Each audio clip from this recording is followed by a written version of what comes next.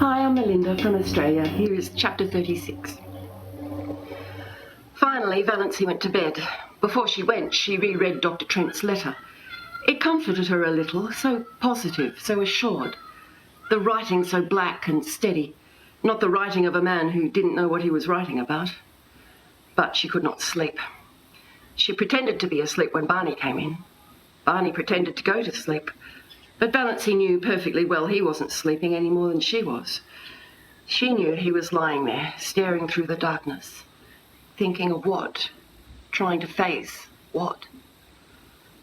Valency, who had spent so many happy, wakeful hours of night lying by that window, now paid the price of them all in this one night of misery. A horrible, portentous fact was slowly looming out before her from the nebula of surmise and fear.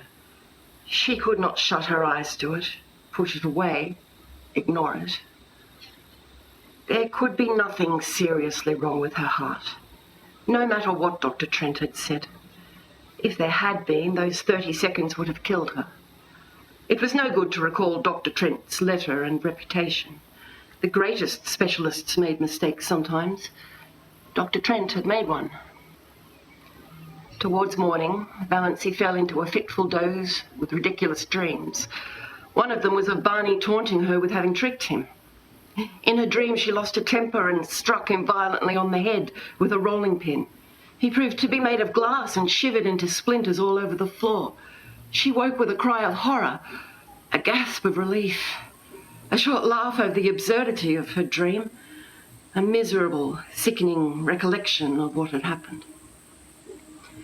Barney was gone. Valency knew, as people sometimes know things, inescapably, without being told, that he was not in the house, or in Bluebeard's chamber either. There was a curious silence in the living room, a silence with something uncanny about it.